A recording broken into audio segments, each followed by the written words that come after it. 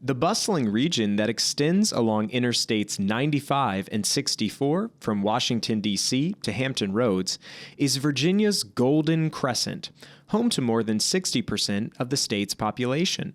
For two Virginia farm families, their proximity to the city lights brings challenges and unexpected perks. Well, I was just fortunate enough to grow up right here. My parents live on the farm, and so I've just been around it my whole life. And I think back to my grandmother was a big inspiration to me. And actually, when I was in 5th grade, I would always get off the bus at my grandmother's house, and she would watch us. And she told me to ride my bicycle over and see if I could find something helpful to do. Thomas and his family raise dairy cattle and crops. Alvis Farms is off Interstate 64, only 20 miles west of the city of Richmond. If something doesn't happen in the next 15 years, I would think it would be hard for us to be here where we are, just from land availability. And also you don't like to complain about people complaining, but you get plenty of that too, spreading cow manure. If we go east out of the farm, we hear a lot of complaints, whereas if we turn and go west where it's not quite as much of that, and it's just 3 miles difference. It's, get people smiling and waving and happy to see you versus shaking their fist at you, so it's a big difference. 9 of Virginia's top 25 agricultural counties are within the Golden Crescent. Alvis Farms turned urban explorers into paying customers. We always have planted a few fields of sunflowers, and we've always had people coming out and trespassing in them, which wasn't a huge issue to us, but it was just another headache. And somewhere along the way, it got turned into the idea of why don't we start hosting a sunflower event, a sunflower festival, and getting people to pay for coming out here. So my wife, my sister, my mother, and my 2 aunts all kind of collaboratively put together the Sunflower Festival. And since 2019, they've had 25,000 people come out to their annual festival. So it's been pretty successful. So that's a plus with people being that close by. We're close to 64 as well, so they can see us from the interstate. And so they'll just hop off the interstate and come right over and want to take pictures with the sunflower. There's a lot of people who come out and want to ask a lot of questions, and that's one thing we try to incorporate in it, is we try to always have farm equipment and we'll put up fun facts about dairy cows and just stuff like that to try to educate people. And I think that's a really good opportunity to do that. More than 488,000 acres of Virginia farmland was converted out of production from 2017 to 2022, according to the U.S. Census of Agriculture.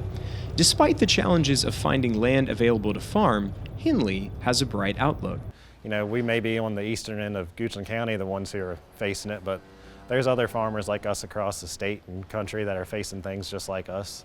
And I think all of us can get through it. I think it's going to take farms like this close to the population to stay in traditional production agriculture, but also to educate.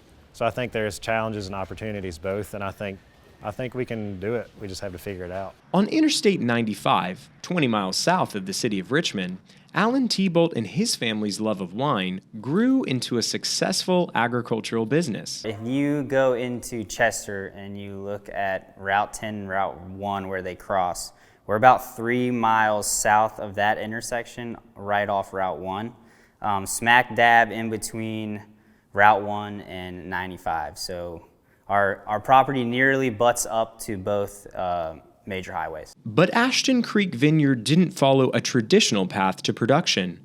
Rolling hills covered in vines were once destined to become a strip mall parking lot. We started back in 2008. We actually had this property zoned commercial that we were going to develop. And we have always had a love for wine in our family, and my oldest sister happened to be getting married at that time too. We saw that there wasn't a lot of wedding venues, a lot of wineries in this area, so we actually rezoned it into agriculture and planted our first vines. It's a big challenge just getting this back into ag land that would support grapevines. I mean, we went through some hurdles with different varieties that didn't work here, some hurdles with us figuring out commercially growing grapevines as well. But now it's really just a big opportunity for us because we have such a great population center. I mean, the amount of people that we get stopping in to grab lunch and a glass of wine that are on their way to Florida or to the Outer Banks, or just live here locally in Chesterfield that get off work at 5 and can come in and grab a glass after work. Each glass of wine helps their customers reconnect the path from the vineyard to the table. We do 100% of our sales direct to consumer. We try to educate our tasting room staff, the people that are actually going through tastings, on exactly how we're farming things, how it's made. So when you're there buying a glass one-on-one, that story can be transferred over to the consumer. Proximity to people does present challenges for producers like Thomas Henley and Alan Thibault, but they also see opportunities to reconnect consumers to agriculture. Reporting from Chesterfield County, Virginia, I'm Elijah Griles.